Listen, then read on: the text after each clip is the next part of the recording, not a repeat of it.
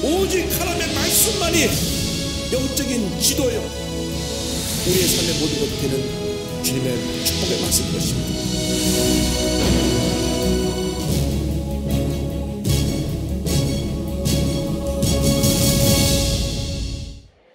오늘 사도행전 13장 2절 말씀 본문으로 해서 성령께서 하시는 일을 주제로 함께 말씀을 공부합니다. 성령께서 구약시대에는 하나님의 일을 하셨고 신약시대에는 예수님의 일을 하셨습니다. 성령 어디에 봐도 성령께서 성령 자신의 일을 하지 않으셨어요. 구약시대는 하나님의 일을 주로 하셨고 신약시대는 예수님의 일을 주로 하셨습니다. 예수님 승천하신 이후에 성령시대가 왔는데 성령시대 2000년 동안 성령께서 예수님의 일을 하셨습니다. 예수님을 높이고 예수님을 전하고 예수님과 같은 삶을 살아가도록 우리의 삶을 인도해 주셨습니다. 그래서 진짜로 성령 충만 받으면 그에게서 예수님의 모습이 보여야 됩니다. 성령 받기 전에 엉망진창으로 살던 사람들이 성령 받고 나서 달라져야 됩니다. 말도 달라지고 행동도 달라지고 달라져야 됩니다. 그게 성령 받은 사람들의 모습입니다. 성령 받았다 하면서 욕하고 싸우고 거짓말하고, 이것은 성령 받은 게 아닙니다. 착각하면 안 됩니다. 한때 감정이 흥분돼서 내가 성령 받았다, 일적인 은혜를 받을 수는 있습니다. 그러나 성령의 충만함이라는 것은 뭐냐면 성령에 붙잡혀 사는 것입니다. 사도행전은 성령 행전입니다. 성령님께서 어떻게 교회와 함께 하시고 어떻게 하나님의 사람과 함께 하시는가를 사도행전에 기록하고 있습니다. 그래서 성령께서 하시는 걸 보니까 사도행전에 성령 사도들의 동력자로 함께 사역하셨다. 동력자로 성령께서 하나님의 사람과 한 팀에 대해서 귀한 일을 감당하셨습니다. 안디옥 교회는 최초로 세워진 이방인 교회요, 당시 세계 선교의 중심이 된 교회입니다. 예루살렘이 대대적인 핍박으로 흩어졌을 때 저들이 모여서 안디옥이라고 하는 로마의 3대 도시인 3주 가운데 하는 그것에 모여서 예수가 그리스도의 힘을 증거했을 때 거기서 바로 크리스찬이라는 이름이 생겨나게 되었고, 안디옥 교회가 날마다 부흥하고 또 부흥하고 부흥해서 역사가들이 기록을 따르면 2000년 전에 약 10만 명 성도가 있었다고 그렇게 얘기되어지고 있습니다. 그러면 그 당시 10만 명은 지금 100만 명, 200만 명도 넘는 대교회가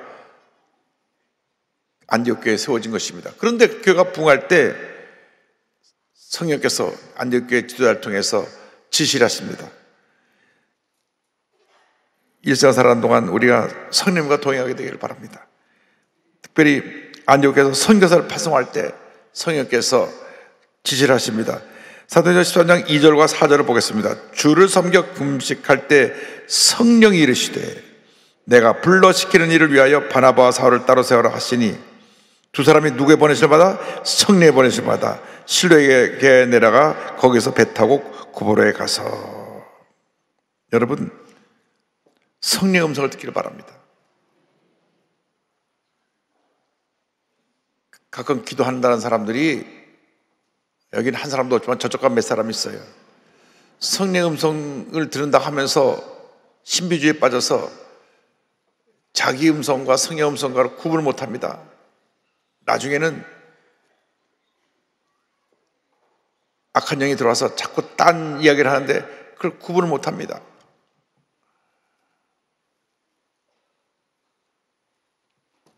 서울시에 수많은 기도하는 분들의 기도처가 있어가지고 예언기도를 해주는 분들이 있는데 절대로 그런 데로 가서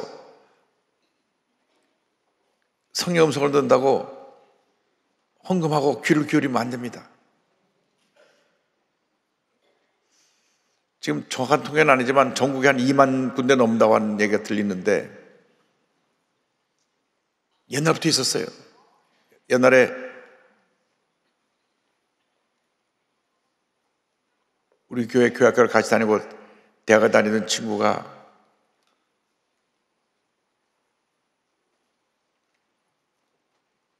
여자친구를 사귀었는데 대판 싸웠어요. 그래가지고 내가 이 여자친구를 사귀는 게 하나님 뜻인가 아닌가 좀 물어봐야 되겠다. 영락교회 기도 많이 하는 권사님이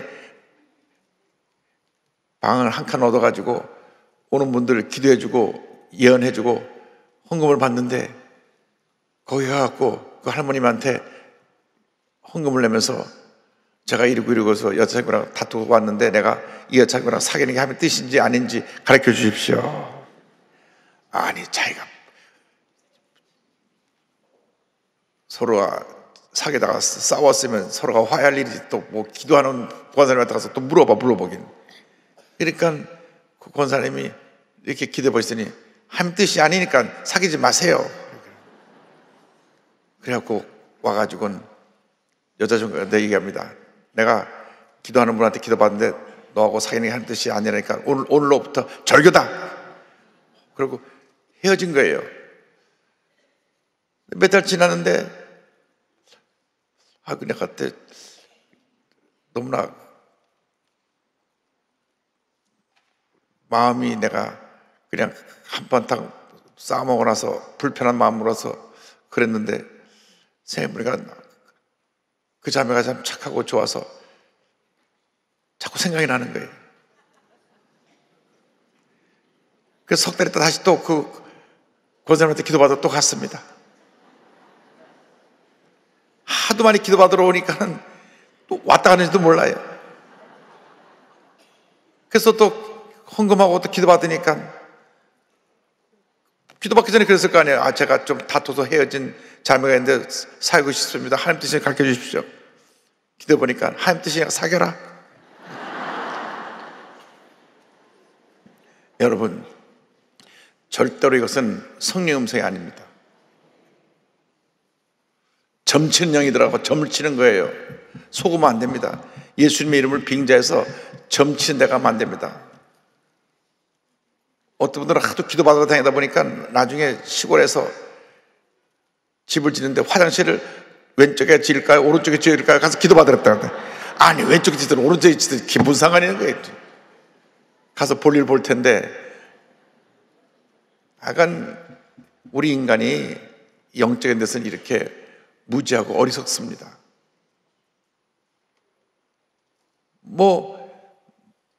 누가 점을 잘 친다 그러면은 교회 다니는 사람도 절대 교장한테 얘기하지 말고 비밀리 갑시다 이래갖고 가는 거예요.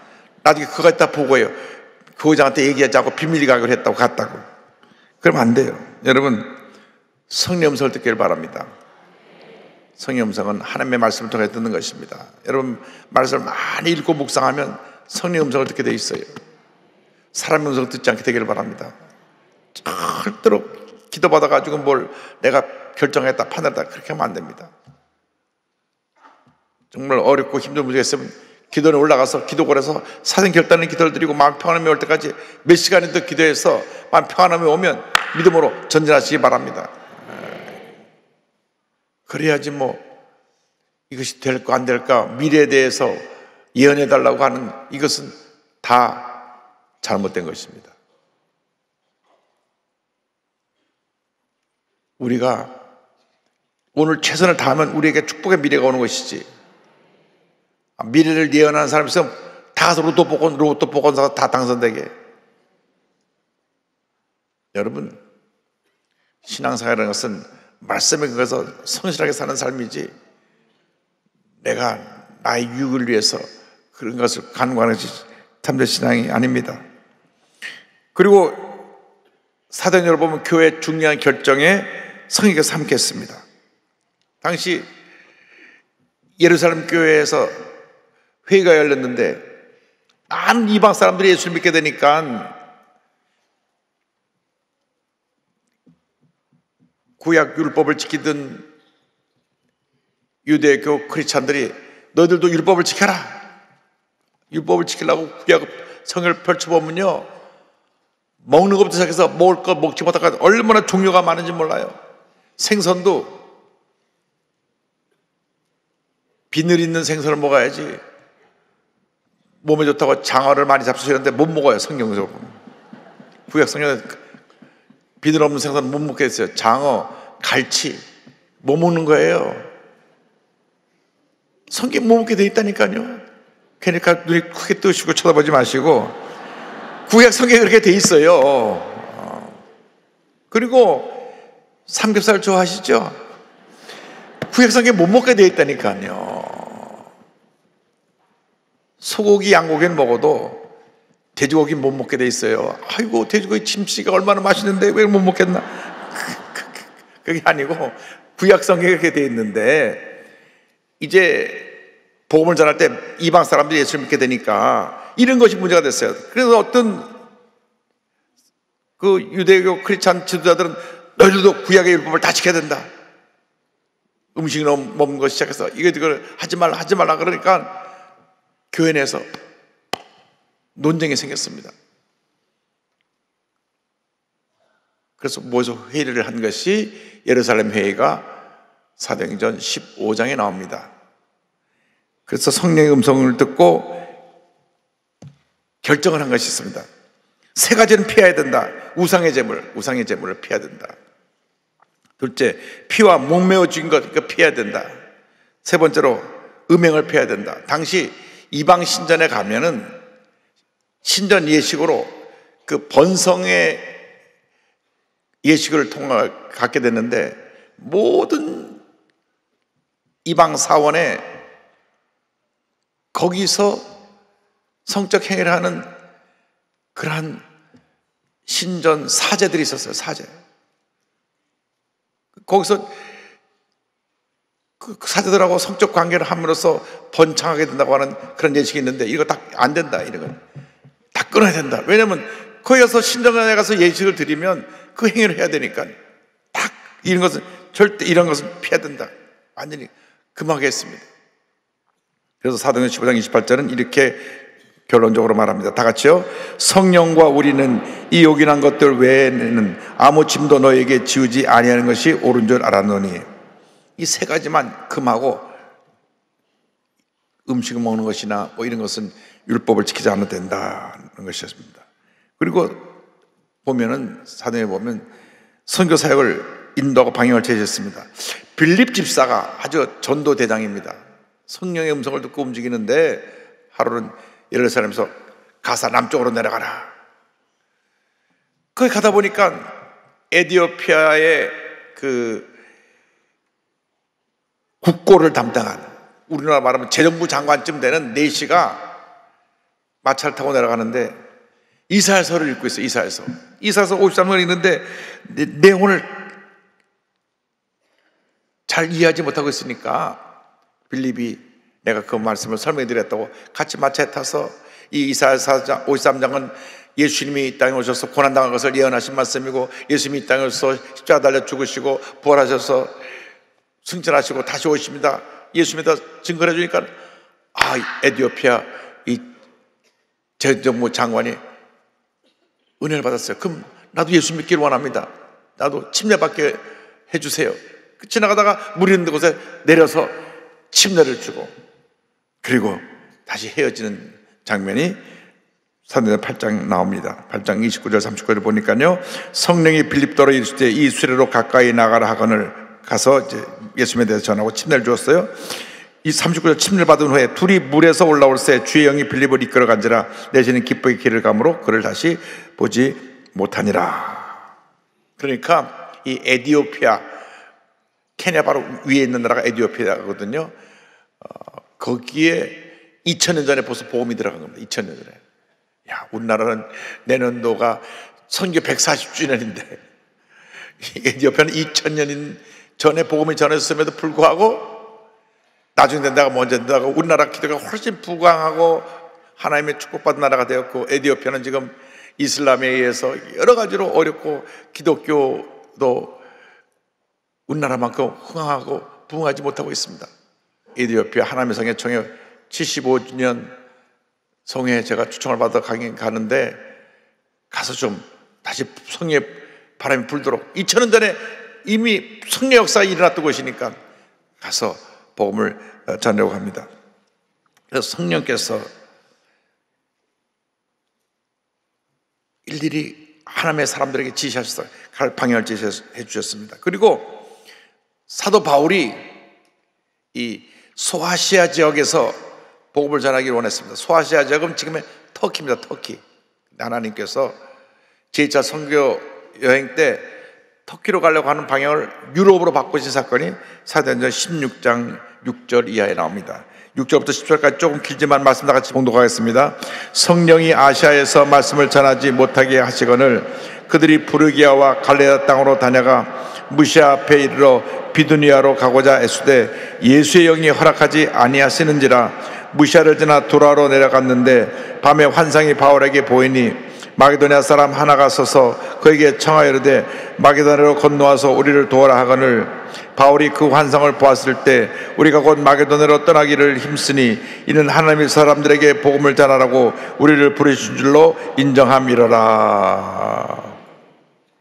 사도 바울은 이 소아시아 쪽에 복음을 전하기를 소원했습니다. 그 이유는 이미 소아시아의 그 모든 도로를 따라서 유대인의 회당들이 다 세워져 있었습니다. 그러니까 사도 바울의 선교 전략은 먼저 가서 유대인 회당을 중심으로 그곳에 있는 유대인들에게 예수님이 그리스도의 힘을 증거하고, 왜 유대인들은 구약 성경을 다 잘 알고 있으니까 구약 성경에 예언한 메시아가 바로 예수님이라는 걸 저들에게 먼저 전하여서 저들을 먼저 구원시키고 그 다음에 그 주변에 있는 사람들에게 복음을 전하는 것이 사도 바울의 선교 전략입니다.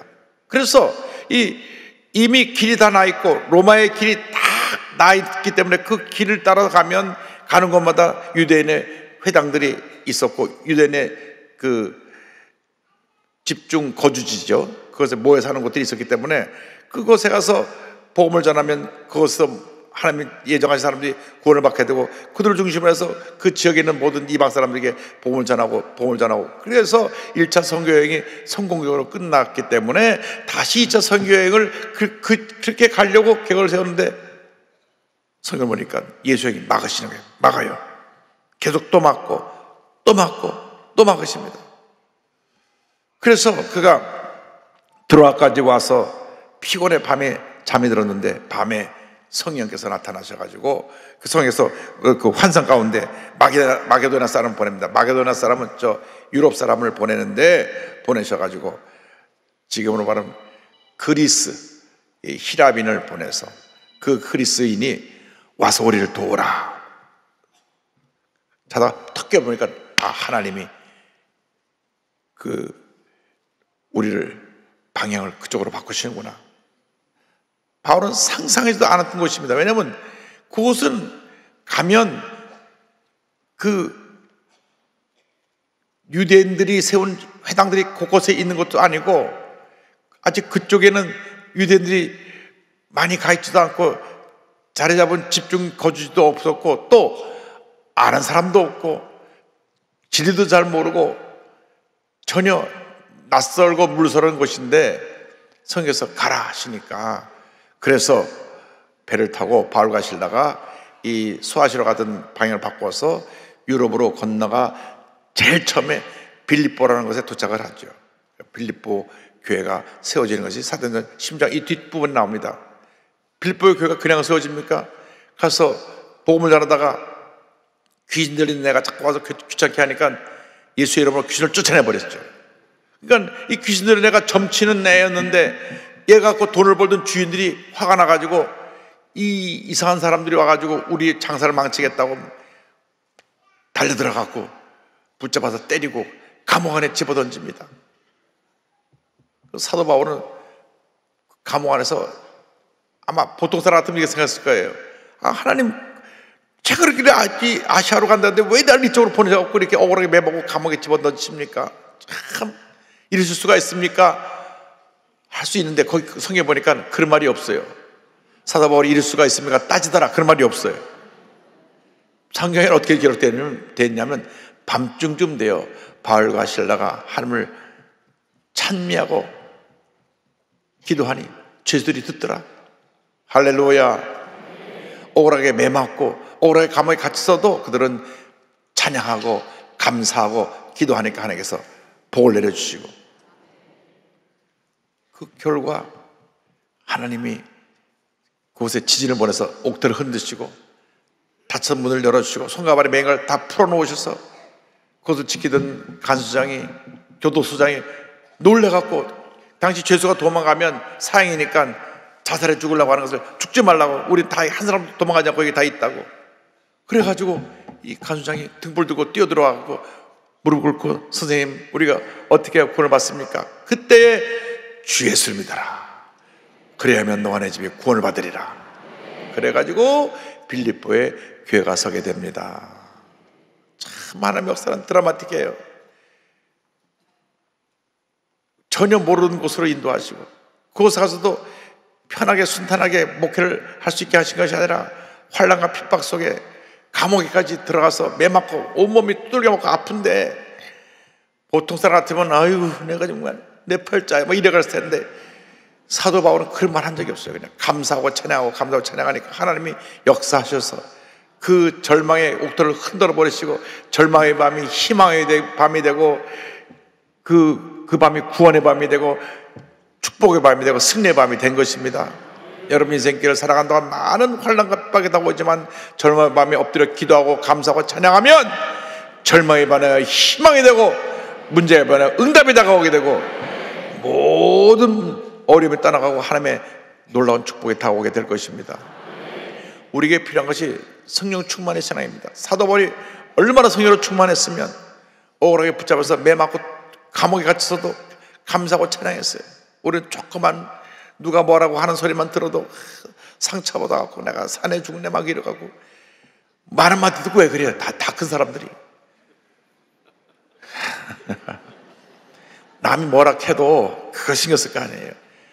주님이 내가 널 사랑한다, 이거면 다 되는 거예요. 할렐루야. 그렇게 인생을 살아야지. 왜 그리 지질이 못났노? 그 사람 보기엔 못났는지 몰라도 하나님 보기엔 얼마나 훌륭한 사람인데. 못난 사람은 남을 못나게 보고요, 잘난 사람은 남을 잘나게 보는 것입니다. 그럼 속으로 그러면 돼요. 그리고 속으로 그러면 돼요. 지는 얼마나 못나가고 저렇게하노? 그렇게 하면 돼요. 여러분, 우리가 예수 믿는 사람들은 절대 그냥 절대 감사로 살아야지. 말 한마디 듣고 막 흔들리고 상처받고 뭐 밥맛 떨어진다고 그러고 그러면 안 돼요. 먹을 거 다 먹고 잘 거 다 잠잘 수 있고. 할렐루야. 그래서 우리가 기쁨과 감사가 넘쳐나면 복받은 인생을 살게 되는 것입니다. 내가 사도 바울보다 배우는 것이 너무나 많아요. 왜? 억울한 일 당했죠. 매맞고 감옥에 들어갔죠. 대부분 사람들은 그렇게 되면 막 나 억울합니다. 이럴 수가 있습니까? 저럴 수가 있습니까? 사람들 찾으면 이 사람 찾아가 뭐라고 그러고 저 사람 찾아가서 뭐라고 그러고 저 사람 찾아서 뭐라고 그러고, 그 시간에 엎드려 기도하고 감사하고 찬양하면 기적이 일어나는 것입니다. 축복이 다가오는 것입니다. 은혜가 임하는 것입니다. 그것이 순복음이에요. 그것이 성령 충만입니다. 여러분, 이제 신앙 태도를 바꾸세요. 수요일 아침까지 나와서 이렇게 주님 앞에 예배드리는 분들이 말 한마디 듣고 상처받고 시험 들고 산에 중례하지 말고, 그것이 산에 중례할 일입니까? 그럴수록 더 잘 잡수시고 더 잘 주무시고 더 건강하시고 더 하나님 일을 많이 하시기 바랍니다. 그런 일이 다가오더랑 야, 무슨 축복을 주려고 또 그러시는가? 사도 바울은 억울하게 감옥에 들어가서 또 교회가 세워졌는데 내가 욕먹는 걸 보니까 좋은 일이 많이 생겨나겠구나. 할렐루야. 그럼 좋은 일이 일어나는 거예요. 아무나 안 건드려요. 마귀가 믿음을 더 훈련시켜서 성장시켜서 사람 자꾸 찌르는 거죠. 그때 그거 넘어가면 안 돼요. 그때 여러분 할렐루야 감사함으로 이겨내면 믿음도 자라고 축복도 임하는 것입니다. 입에 원망불평 달고 사는 사람들은 그것 때문에 자기가 얽매여가지고 되는 것이 없어요. 그러나 감사하고 또 감사하는 사람은 감사를 통해서 복받고 잘되고 은혜가 넘쳐나고 기쁨이 넘쳐나고 건강이 넘쳐나고 필요한 모든 걸 다 주님 채워주시고 은혜를 주신 줄로 믿습니다. 오늘 이후로는 절대 긍정 절대 감사합니다. 누가 뭐라 그래도 감사합니다. 감사합니다. 감사합니다. 모든 것이 주님의 은혜입니다. 모든 것이 주님의 은혜입니다. 그렇게 바뀌면 이 나라가 바뀌어질 거예요. 대한민국이 잘 수 있는 비결은 예수 믿고 성령 충만 받는 것밖에 없습니다. 예수 안 믿는 사람들이 저렇게 지질이 못나게 굴고 저렇게 문제들을 일으키는데 우리 예수 믿는 사람만은 잘 살아야죠. 긍정적으로, 창조적으로, 생산적으로 주님 기뻐하시는 모습으로 살아갈 때 하나님께서 복에 복을 더해 줄 줄로 믿습니다. 아멘. 기도하겠습니다. 사랑과 은혜와 자비가 무한하신 하나님 아버지, 성령으로 충만해서 성령의 사람이 되어서 성령과 동행하며 우리 주님이 우리를 통해서 이루어져 하는 일들을 이루어나가는 저희 모두가 되도록 은혜 내려 주옵소서. 예수님의 이름으로 기도 올리옵나이다. 아멘.